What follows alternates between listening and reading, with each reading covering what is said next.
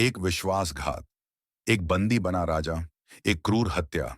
यह है गंगोजी और काहोजी शिर्के की वह अनकही कहानी, जिन्होंने संभाजी महाराज को मुगलों को सौंप दिया और एक ऐसे प्रतिशोध को जन्म दिया जिसने भारतीय इतिहास को हमेशा के लिए बदल दिया। नमस्कार, आप देख रहे हैं माइंड स्पार्क। आज हम जानेंगे कि उन गद्दारों का क्या हुआ जिन्होंने छत्रपति संभाजी महाराज को पकड़ने में मुगलों की मदद की। तो बिना समय बर्बाद किए शुरू करते हैं। 1680 में शिवाजी महाराज के निधन के बाद उनके पुत्र संभाजी ने मराठा साम्राज्य की कमान संभाली, लेकिन मुगल सम्राट औरंगजेब किसी भी कीमत पर मराठों को मिटाना चाहता था। पर औरंगजेब का सबसे बड़ा हथियार उसकी सेना नहीं थी, बल्कि धूर्तता था। गंगोजी और काहोजी ने छत्रपति संभाजी से गद्दारी क्यों की, और इस विश्वासघात ने मराठा इतिहास के सबसे अंधेरे अध्याय की शुरुआत कैसे की? आइए इस रहस्य को खोलते हैं। 1687 तक औरंगजेब सालों से संभाजी को हराने में नाकाम रहा था। थक हार कर उसने छल कपट का सहारा लिया। गंगोजी शिर्के, जो एक असंतुष्ट मराठा सरदार था, और उसका भाई काहोजी लालच और सत्ता के लिए मुगलों के हाथ बिक गए। उन्हें सोना, जागीर और ओहदा देने का वादा किया गया, लेकिन असली वजह थी नाराजगी। शिर्के परिवार को लगता था कि संभाजी ने उन्हें दरकिनार कर दिया था।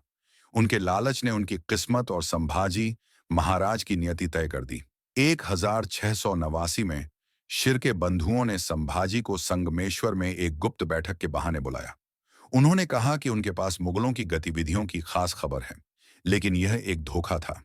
जैसे ही संभाजी पहुंचे, मुगल सेना ने उन पर घात लगाकर हमला कर दिया।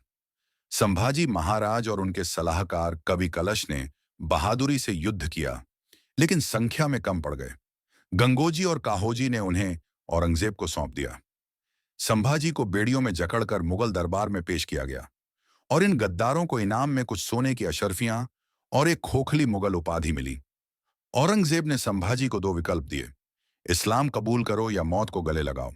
इसके बाद जो हुआ वह इतिहास के सबसे भयानक अत्याचारों में से एक था। उन्हें मौत के घाट उतार दिया गया और उनके शरीर कुत्तों को खिला दिए गए। लेकिन औरंगजेब की यह जीत ज्यादा दिन नहीं टिकी। संभाजी के बलिदान ने मराठा प्रतिशोध की ज्वाला को भड़का दिया। उनके छोटे भाई राजाराम और वीर रानी ताराबाई ने मुगलों के खिलाफ एक छापामार युद्ध छेड़ दिया, जिससे दक्षिण भारत मुगलों के लिए कब्रगाह बन गया।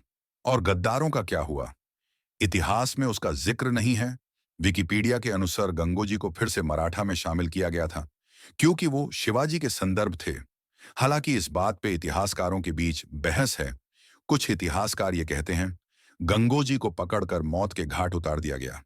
काहोजी भाग गया, लेकिन अपमान और दर-दर की ठोकरों के साथ मारा गया। अगर यह कहानी आपको चौंकाने वाली लगी तो लाइक करें, सब्सक्राइब करें और बेल आइकन दबाएं। हम अगले वीडियो पर मिलेंगे। Thank you.